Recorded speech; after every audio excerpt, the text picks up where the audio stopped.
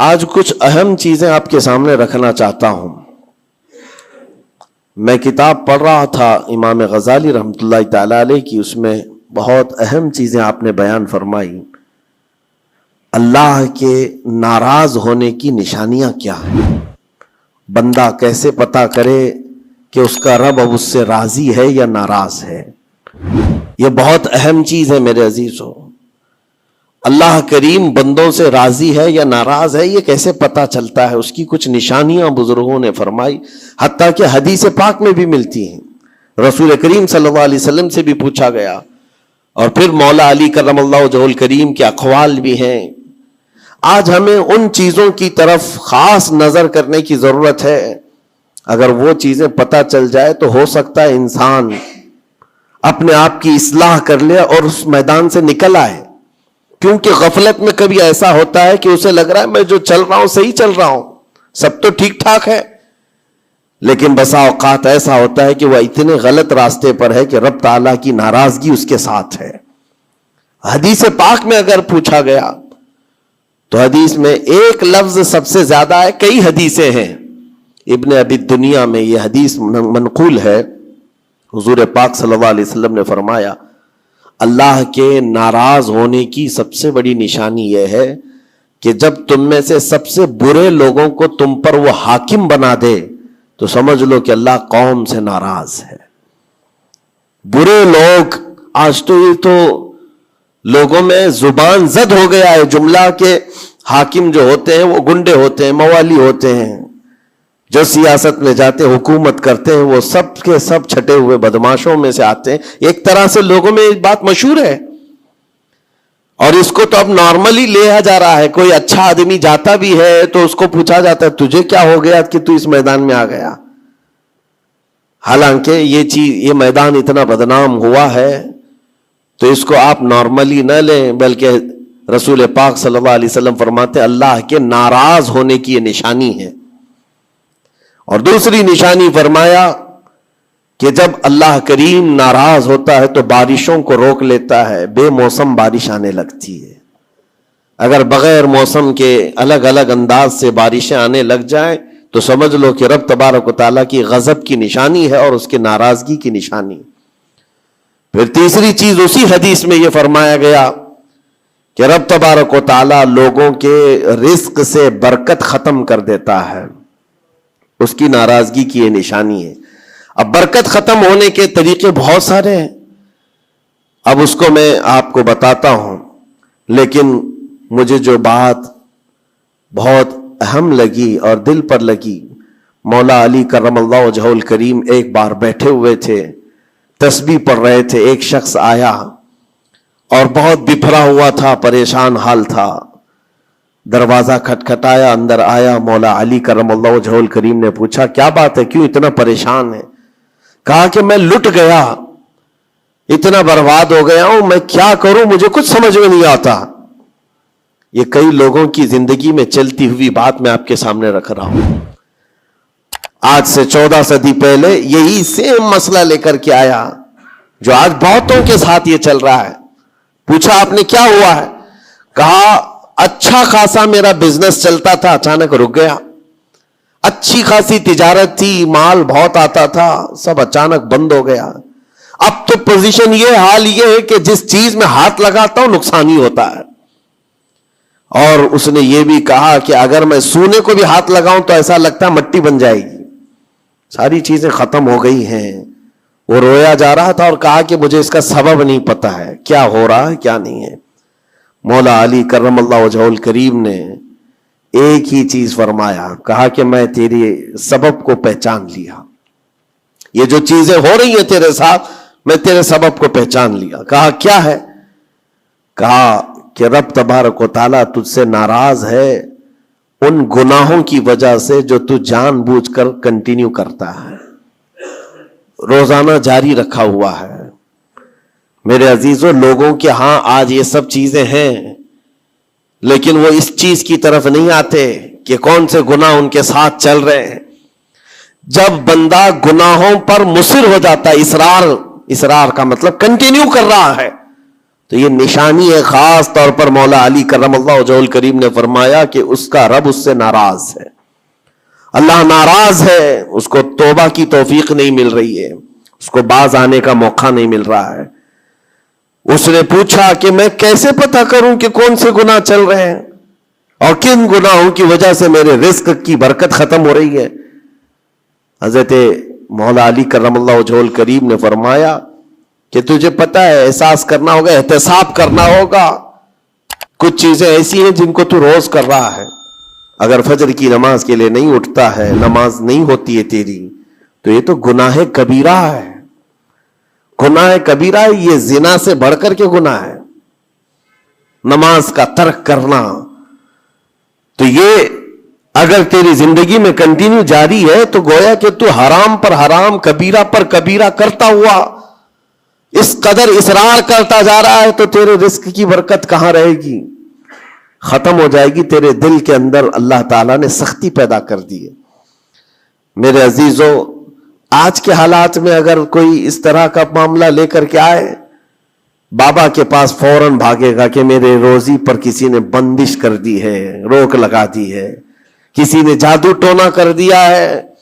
اس کو اپنی فکر نہیں ہے کہ اس کے عمل کیا ہے, لیکن باباؤں کے پاس جانا ہے, کسی مولانا کے پاس جانا ہے, کسی عامل کے پاس جانا ہے. دکان میں اچھی تجارت چل رہی تھی, اچانک بند ہو گیا. اور بابا بھی یہ نہیں کہتے کہ توبہ کر لے تو صحیح ہو جائے گا, نہیں. وہ اس کے رشتہ داروں میں سے کسی نے بڑا کچھ کر دیا ہے, اس کو یہی سجیسٹ کیا جائے گا. اور یہ ایسا خطرناک ماحول ہے, میں دیکھ رہا ہوں. کوئی بھی اٹھ کر کے جاؤ, کسی عامل کے پاس آپ جاؤ, کہا جائے گا کہ بڑا کچھ کیا ہے آپ کے ساتھ, بڑا کچھ کیا ہوا ہے, تمہاری روزی پہ بند باندھا ہوا ہے, تمہاری تجارت پر جو ہے روک لگائی گئی ہے. کون کیا ہے؟ تمہارے چاہنے والوں میں سے, رشتہ داروں میں سے. اور اس بندے کو رشتہ داروں کا دشمن بنایا جاتا ہے. وہ ہر ایک پر نظر رکھتا ہے, پھپھو نے کیا, کہ ماموں نے کیا, کہ چاچا نے کیا, فلاں نے کیا. سارے رشتہ داروں پر اس کی شک کی نظر ہے. یہ قطع رحمی کا ایک بہت بڑا مظہر اس کو بنایا جا رہا ہے. کتنے گھروں کو اس طرح باباؤں نے توڑ رکھا ہے, اور انجانے میں یہ دماغ میں یہی بیٹھا کر کے رکھا ہے کہ نہیں, میری روزی پر انہوں نے بندش باندھی ہے. یقین کے ساتھ کسی کو نہیں معلوم. کاش یہ اگر اس کو بتائے ہوتے, یہ 99% جن کو تکلیفیں ہیں ان کی روزی کے معاملات, ان میں سے 99% کے حالات ایسے ہیں کہ فجر کی نماز نہیں پڑھتے. یہ کسی کو توفیق نہیں ہوتی, کسی بابا کو, کسی عامل کو, کہ ان کو تنبیہ کرے. فجر کی 2 رکعت رزق کے کئی دروازے کھول دیتی ہے. میرے آقا صلی اللہ علیہ وسلم کا فرمان ہے, اور تم بستر پر ٹانگ پھیلا ہے سوئے ہوئے ہو, اور پھر شام میں اٹھ کر بابا کے پاس جا کر کہتے ہو بندش ہے, کسی نے باندھ کے رکھا ہے, تو ہم نے خود اپنے اعمال سے باندھا ہوا ہے. اور رب تبارک و تعالیٰ فرماتا ہے سورہ فاطر میں, ما یفتح اللہ للناس من رحمت فلا ممسک لہا. اللہ اپنی رحمت سے جس کے لیے دروازے کھولتا ہے, کوئی اسے بند نہیں کر سکتا. یہ رب کا فرمان سنا رہا ہوں. وما یمسک فلا مرسل لہ من بعدہ. اور اللہ فرماتا ہے جس کے لیے اللہ روک دے, کوئی طاقت اسے کھول نہیں سکتی. اللہ نے اگر بند کر دیا ہے تو کوئی نہیں کھولے گا. اب یہ رب تبارک و تعالیٰ کس کے لیے بند کرتا ہے, کس کے لیے کھولتا ہے, یہ اس کی شان ہے. لیکن ساتھ میں ایک بات اور آپ کو بتا دوں. حضرت ابو سفیان ثوری رحمۃ اللہ تعالی علیہ, حضرت سفیان ثوری کا ایک قول ہے, قسوۃ القلوب عقوبۃ للعاصی. یہ گناہ کنٹینیو جو کر رہا ہے اس کی سزا کیا ہے؟ یہ اللہ تبارک و تعالیٰ کے ناراضگی کی نشانی. سزا کیا ہے؟ کچھ لوگوں کو ایسا لگتا ہے مجھے کچھ نہیں ہو رہا ہے, میرا گھر بار سب صحیح ہے, ٹھیک ٹھاک ہے. تو فرمایا اس کی پہلی سزا تو یہ ہے عقوبۃ قسوۃ القلوب. یعنی جو کنٹینیو گناہ کرتا ہے, رب تعالیٰ اس کا دل پتھر کی طرح بناتا ہے, سخت ہو جاتا ہے اس کا دل. نہ رب تبارک و تعالیٰ کے نام پر اس کی کبھی آنکھیں بھیگتی ہوئی دکھتی ہیں, نہ عذاب قبر کا اسے خوف محسوس ہوتا ہے, نہ محشر کے دن کی فکر, نہ جہنم کے لپکتے ہوئے شعلوں سے اس کا دل دہلتا ہے. نہیں, دل سخت ہو گیا ہے. گناہوں پر جو بندہ کنٹینیو اصرار کرتا جاتا ہے اس کا دل سخت کر دیا جاتا ہے. یہ رب تبارک و تعالیٰ کے ناراض ہونے کی نشانی ہے، غضبناک ہونے کی نشانی ہے۔ اور ایک نشانی یہ فرمائی ہے، تابعین نے فرمایا کہ اگر بندے کو عبادت کرنے میں مزہ نہیں آتا تو سمجھ لو کہ رب تعالیٰ اس سے ناراض ہے، توفیق چھین لیا۔ نماز پڑھنے میں دل نہیں لگتا، اور اگر وہ نماز کی اذان کی آواز سن کر کے بھی لاپرواہی برتتا ہے تو فرمایا گیا یہ اس بات کی علامت ہے کہ اس کا رب اس سے راضی نہیں ہے۔ اور جس سے مولا راضی ہوتا ہے کڑاکے کی ٹھنڈیوں میں بھی اس کو بستر سے اٹھا کر اپنے دربار میں لاتا ہے۔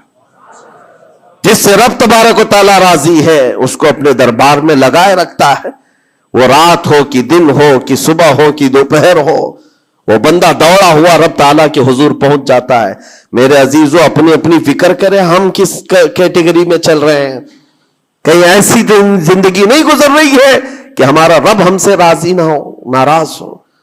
پھر پوچھا گیا کہ اگر اللہ تبارک و تعالیٰ ناراض ہے تو پھر دولت کی ریل پیل گھر بار ساری چیزیں ہیں۔ فرمائے یہ بھی ایک نشانی اللہ کی ناراضگی کی کہ گناہ کنٹینیو ہونے کے باوجود اگر تمہارے مال میں کمی نہیں آ رہی ہے، روزانہ بڑھتا جا رہا ہے، تو خوف کھاؤ کہ اللہ بڑے عذاب کا تمہارے لیے تیاری فرما رہا ہے۔ آخرت میں تمہارا کوئی حصہ نہیں ہوگا، سب کچھ دنیا میں دے دیا جائے گا اور تمہارے لیے بڑے عذاب کی تیاری ہو رہی ہے۔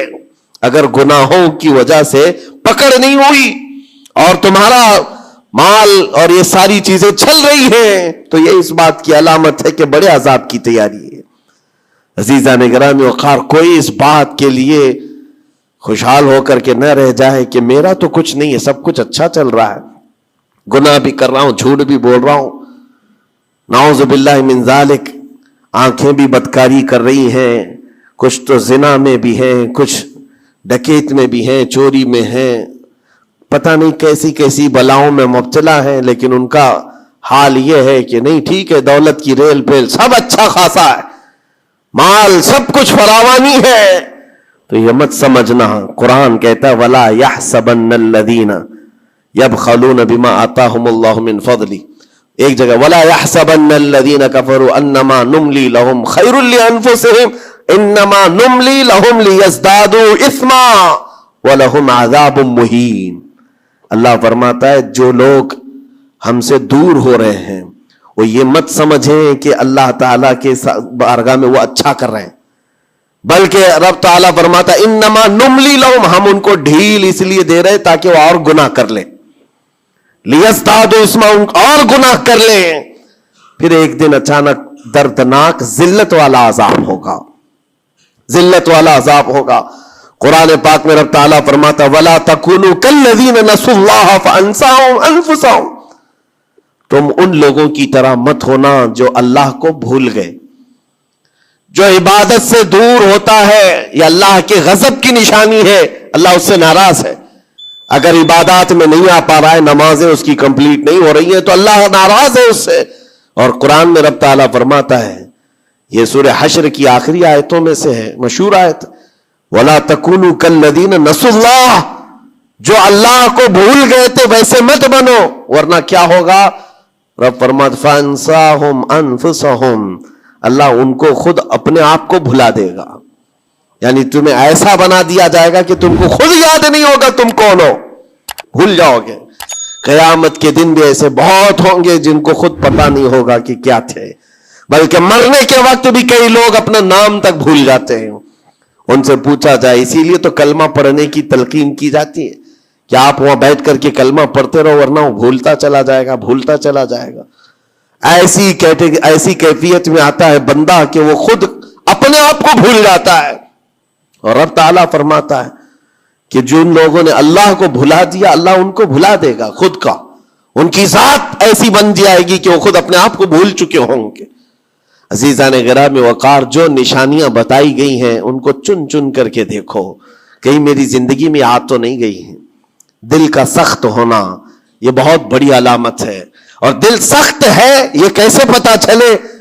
فرمایا گیا کہ مسجد میں اگر زیادہ دیر بیٹھنے کی خواہش نہیں ہوتی ہے تو دل کالا ہے، اگر قرآن پڑھنے میں دل نہیں لگتا ہے تو دل سخت ہو چکا ہے۔ اٹھاؤ قرآن ہاتھ میں، دیکھو کتنی دیر پڑھ سکتے ہو، اور موبائل کو گھنٹوں چلا سکتے ہو. موبائل کی اسکرین پر تم آنکھیں جمائے بیٹھے رہتے ہو، جبکہ اسی موبائل میں قرآن بھی ہے لیکن وہ کھلتا نہیں ہے. اور قرآن اگر نہیں کھل پا رہا ہے تم سے، اور صفحہ دو صفحہ نہیں پڑھ پا رہے ہو، تو تمہارا دل کالا ہو چکا ہے، دل سخت ہے. یہ 3 علامتیں تو مشہور ہیں. فرمائی گئی کہ اور تیسری بات یہ ہے کہ تمہارے جیب میں پیسے ہوں اور کوئی سائل اور فقیر آیا اور تم اس کے لیے صدقہ نہیں کر پا رہے ہو تو دل تمہارا پتھر ہو چکا ہے. یہ دل کے سختی کی علامت ہے. اور قسوۃ القلوب عقوبۃ للعاصی، یہ کہا گیا ہے دل کا سخت ہونا یہ تو رب کی طرف سے بہت بڑی سزا ہے، بہت بڑی سزا ہے. گنہگار کی سزا یہاں سے شروع ہوتی ہے. اور پھر آپ کو ایسا لگ رہا ہوگا کہ دل سخت ہو گیا ہے تو کیا ہوگا، اس کو ہلکے میں نہ لیں، ہلکے میں نہ لیں. فرمایا گیا کہ جب دل سخت ہو جاتا ہے تو بندہ کفر تک بھی جا سکتا ہے، کفر تک بھی جا سکتا ہے. دل کی سختی اس کو کفر بھی لے جاتی ہے. بلکہ بزرگوں نے یہاں تک فرمایا کہ جب بندے کا دل سخت ہو جاتا ہے تو اس کے نزدیک ماں سے زنا بھی ہلکا لگتا ہے، بیٹی سے زنا بھی اس کے لیے ہلکی چیز ہے. دل سخت ہے تو جانوروں سے زیادہ ذلیل کام کرنے کو بھی آسان سمجھتا. دل کی سختی اس کو بھیانک گناہوں کی طرف لے جاتی ہے جس کی سوچ بھی نہیں کر سکتے. اسی لیے میرے عزیزوں، وہ دل کی سختیاں آنے سے پہلے اپنے رب کو راضی کر لیں، وہ رحمان کو راضی کر لیں. آج کے ان حالات کو دیکھ کر کے یہ سب محسوس ہونے لگتا ہے کہ کہیں رب ناراض تو نہیں ہے بندوں سے. دعائیں کثرت سے ہوتی ہیں، ہماری دعائیں کہاں جا رہی ہیں؟ اور ظالموں کا ظلم بڑھتا چلا جا رہا ہے. شریر اور فسادی لوگوں کو ہماری گردنوں پر حاکم بنایا گیا ہے. یہ سب رب تعالیٰ کے غضب کے علامات ہیں. اجتماعی توبہ ہو، اور توبہ کا بھی مطلب یہ نہیں ہے کہ دونوں گال پہ ہم تھپڑ مار کر کے نکل جائیں. زندگی پر اس توبہ کے اثرات کا اظہار ہونا چاہیے. آج رات کو توبہ کیا ہے، رب تعالیٰ کے حضور سچی توبہ کیا ہے تو کل اس کی زندگی میں تبدیلی تو آئے. رات بھر توبہ کرتا رہا اور فجر میں سو رہا ہے تو کوئی تبدیلی نہیں آئی. یعنی تم نے دل سے اللہ کی بارگاہ میں توبہ ہی نہیں کیا ہے، نہ ہی تمہارے چال چلن میں کوئی فرق آیا. یہ توبہ نہیں ہے. تھپڑ تو 1000 بار مار لو، اس کو توبہ نہیں کہا جاتا. توبہ عزم مصمم کا نام ہے، اور اللہ تبارک و تعالیٰ کو راضی کرنے والی توبہ وہی ہے جو عزم مصمم کے ساتھ ہوتی ہے. جانتے ہو سیدنا عمر فاروق رضی اللہ تعالیٰ عنہ، ان کا دور وہ ایک ایسے رعب و دبدبے کا دور ہے. ایک شخص ایک دکان سے یا گھر سے شراب کی بوتل لیا اور نکلا باہر. شراب کی بوتل لے کر کے حضرت عمر فاروق رضی اللہ تعالیٰ عنہ راستے پر آ رہے تھے، آپ کی نظر پڑ گئی، اس نے بوتل چھپا لیا. شراب کے ساتھ پکڑا جاتا، ابھی کوڑے بھی مارے جاتے اور ذلیل بھی ہوتا. حضرت عمر جیسے بڑھتے آ گئے، اس کی ہیبت بھی بڑھتی چلی گئی. کیا ہوگا کیا ہوگا، بچ بچا کے نکل جاؤں نہیں، لیکن سیدھے وہ سامنے آ کے کھڑے ہو گئے. کہا کہ کہاں سے؟ کہا یہیں سے آ رہا ہوں. کیا ہے جس کو تم بغل میں چھپائے جا رہے ہو؟ جس چیز کو چھپا رہا تھا اسی چیز کا سوال کیا انہوں نے. اس بندے نے کہا کچھ نہیں امیر المومنین، دودھ کی بوتل ہے، دودھ کی بوتل ہے، میں چھپایا ہوا ہوں، آپ آ رہے تھے آپ کی عظمت میں. حضرت عمر فاروق رضی اللہ تعالیٰ عنہ کی دوربین نظر جانتی تھی. آپ نے کہا دودھ کی بوتل ہو تو چھپانے کی ضرورت کیا ہے، نکالو باہر. اب اس کے ہاتھ اتنے کانپنے لگ گئے ڈر کے مارے کہ وقت کا وہ امیر المومنین کھڑا ہے جس سے قیصر و کسریٰ بھی تھر تھراتے ہو. اب ان کے سامنے کیا بہانہ کیا جا سکتا ہے؟ اس نے بغل میں سے آہستے سے بوتل نکالی، آپ کے سامنے سر جھکا کر پیش کیا. حقیقت میں وہ دودھ کی ہی بوتل تھی، دودھ کی ہی بوتل تھی. یہ دیکھ کر اس کا سر چکرا گیا. شراب لے کر کے نکلا تھا اور بغل میں چھپایا بھی تھا امیر المومنین کے ڈر سے. حضرت عمر فاروق نے کہا کہ یہ دودھ کی بوتل ہے تو تیرے اندر اتنا ڈر اور سہم کس بات کا، سچ بتا.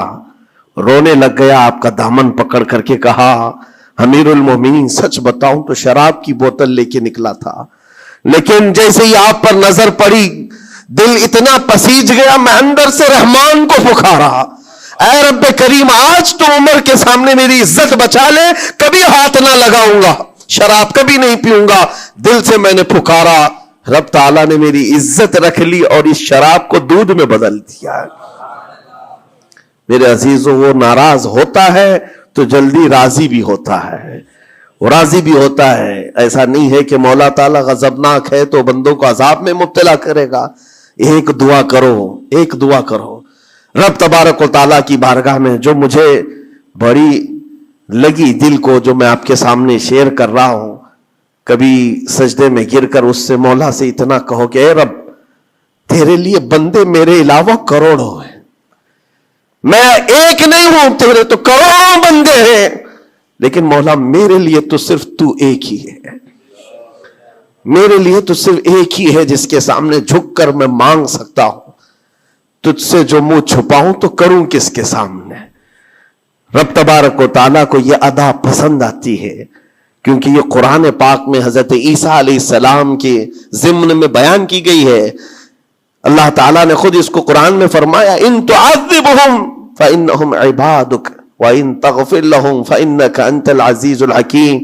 عیسیٰ علیہ السلام نے اپنے امتیوں کے لیے اللہ کی بارگاہ میں یہ التجا کی تھی, مولا اگر تو ان کو عذاب دے گا تو تیرے ہی تو بندے ہیں, تیرے ہی تو بندے ہیں, اور اگر بخش دے گا تو تو غالب حکمت والا ہے, تیرے خزانے میں کوئی کمی نہیں ہونے والی ہے.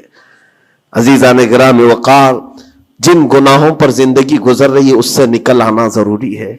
آج یا کل موت کا فرشتہ آ جائے گا, کہیں ایسا نہ ہو کہ اسی گناہوں کے دروازے پر ہمیں دستک دی جائے, اور جو بندہ جس حال میں دنیا سے مرتا ہے پھر اسی حال میں اسے اٹھایا نہ جائے. ذلیل لوگوں میں اس کو قیامت کے دن اٹھایا نہ جائے. جانے کی تیاری تو ہونی چاہیے, اور جس طرح سے بھی ممکن ہو سکے توبہ کرو, اپنے اندر سے اور باہر سے صاف ہو جاؤ. اور رب تبارک و تعالیٰ کو راضی کرنے کے لیے توبہ سب سے بڑی چیز ہے, سب سے بڑی چیز ہے. میرا رب فرماتا ہے قرآن پاک میں, لا تقنطوا من رحمت اللہ, اللہ کی رحمت سے مایوس نہ ہو, وہ سارے گناہوں کو معاف کرے گا, بے شک اللہ غفور و رحیم ہے.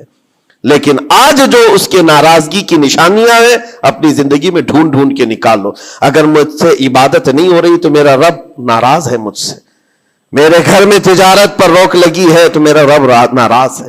اور اگر مال و دولت کی کثرت ہے لیکن گناہ مجھ سے نہیں چھوٹ رہے ہیں تو پھر تو اللہ تعالیٰ ایک بڑے عذاب کی تیاری میں ہے. رب تبارک تعالیٰ ایک بڑا عذاب میرے لیے تیار رکھا ہے, بڑا عذاب میرے لیے تیار رکھا ہے. میرے ان گناہوں کی وجہ سے وہ سب کچھ مجھے دنیا میں دے رہا ہے.